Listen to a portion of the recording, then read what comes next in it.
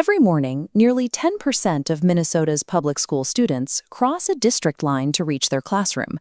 This happens through open enrollment, a specific legal framework that allows a student to attend a public district outside of the one where they live. This program is strictly limited to public-to-public transfers. It does not apply to charter schools, online learning, or private school vouchers.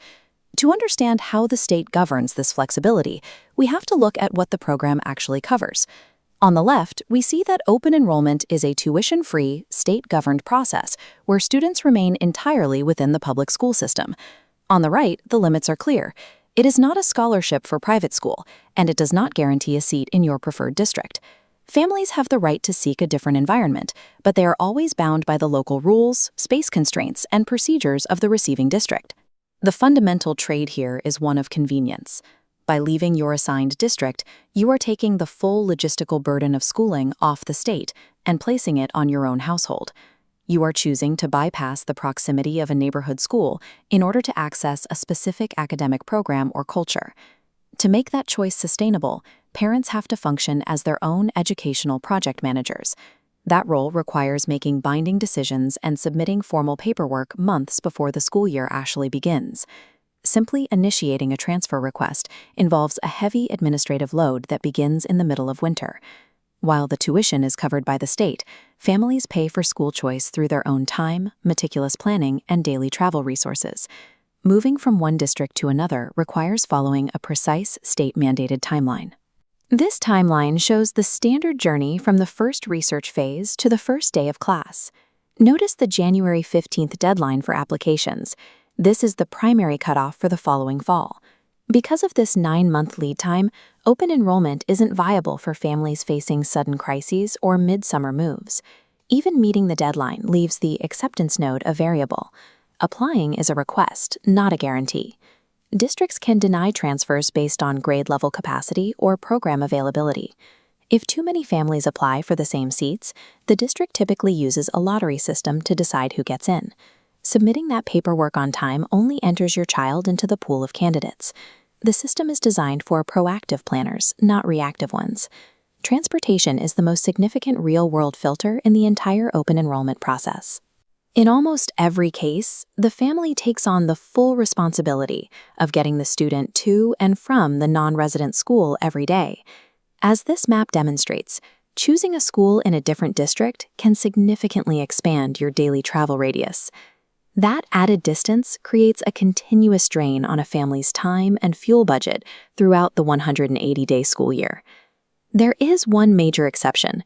Families with household incomes at or below the federal poverty level can request reimbursement for these travel costs from the state. While that financial help is available, it requires coordinating with the local district and managing a separate layer of paperwork to secure. Ultimately, having a wide range of school options is only useful if the household can physically sustain the daily commute.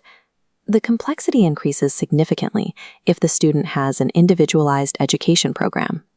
While special education services are a legal right in any public district, the specific way those services are delivered can change when you cross district lines. For younger children, the rules for early childhood special education interact with transfer laws in ways that differ from standard K-12 enrollment. Parents in this situation must be extremely vigilant about how their child's documentation and service requirements will be handled by the new district. You should verify exactly how the non-resident district intends to execute the existing service plan before you commit to the transfer. It is also worth noting that for certain IEPs, door-to-door transportation may be legally required, which completely changes the commute logistics for the family. For families with special needs, a better school culture is only an advantage if you have confirmed that the new district can meet the student's specific service requirements. Once you understand the bureaucratic rules, you have to decide if the outcome justifies the administrative and logistical effort. This scorecard helps match different family situations to the realities of the program. The optimizer is looking for a specific language immersion or magnet program. This is a strong fit, provided the family has the flexibility to handle the longer drive. The commuter wants a school closer to childcare or work. This works well, as long as the decision is made before the January deadline.